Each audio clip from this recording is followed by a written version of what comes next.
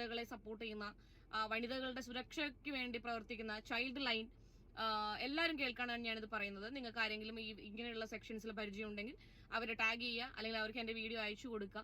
ഈ നിഹാദ് എന്ന് പറയുന്ന വ്യക്തി ലക്ഷദ്വീപിലെങ്ങാനുള്ള 18 വയസ്സ് പ്രായം തികയാത്ത ഒരു പെൺകുട്ടിയെ ലൈംഗികമായി ഉപയോഗിച്ചു എന്ന് പറയപ്പെടുന്നു. ലൈംഗികമായി ഉപയോഗിച്ചു എന്ന് പറയപ്പെടുന്നു. അത് തെറ്റല്ലേ? ക്രൈമല്ലേ? 18 വയസ്സിന് താഴെയുള്ള കുട്ടീനെ ലൈംഗികമായി ഉപയോഗിച്ചത് എന്താ അത്? ഇത് ഇത്ര ഫോളോവേഴ്സ് ഉണ്ട്, ഇത്ര ഏർണിങ്സ് ഉണ്ട് എന്നുണ്ടെങ്കിൽ അതൊക്കെ എന്നാന്നോ? 18 വയസ്സുള്ള താഴെയുള്ള കുട്ടികൾ എനിക്ക് ഓക്കെ ആണെന്ന് പറഞ്ഞത് ഓക്കെ അല്ല എന്നാണ് നിയമപ്രകാരം. അത് ഓക്കെ അല്ല, മൈനർ ആണല്ലോ കുട്ടി.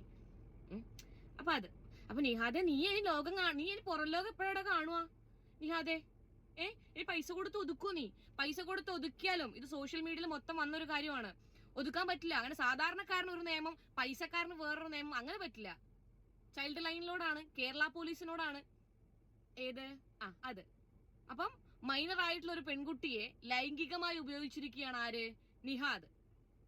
വീണ്ടും ഒരു ക്രൈം, ഡ്രഗ് ഒരു ക്രൈം. ഓ മൈ ഗോഡ്, ക്രൈമോട് ക്രൈം.